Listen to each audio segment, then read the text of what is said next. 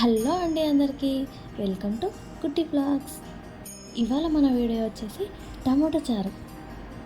ఒక కుక్కర్లో అయితే 2-3 టమాటాలు వేసేసుకోవాలండి. టమాటాలకి తగ్గట్టుగా కొద్దిగా కొత్తిమీర కూడా వేసేసుకోవాలి. అలాగే కొద్దిగా పసుపు, కొద్దిగా ఆయిల్ కూడా వేసేసుకోవాలి. కొన్ని నీళ్ళు కూడా పోసేసుకొని కుక్కర్కి మూత పెట్టి 2-3 విజిల్స్ వచ్చే వరకు స్టవ్ మీద ఉంచుకోండి. ఇంతవరకు మన ఛానల్ సబ్స్క్రైబ్ చేయకపోతే చేయండి ఫ్రెండ్స్.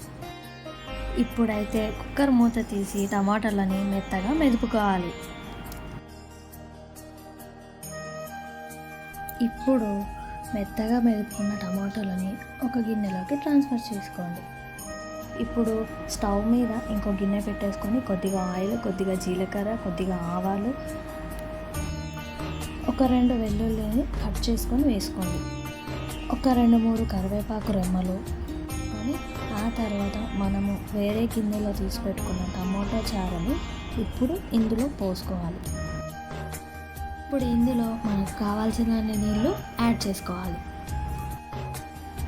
ఇప్పుడు ఇందులోకి కొద్దిగా ఉప్పు, కొద్దిగా కారం మీ రుచికి తగ్గట్టుగా వేసుకోండి. ఇప్పుడు ఒకసారి కలిపేసుకొని స్టవ్ మీద కొద్దిసేపు ఉంచాలి. ఇలా బాగా మరగనివ్వాలి.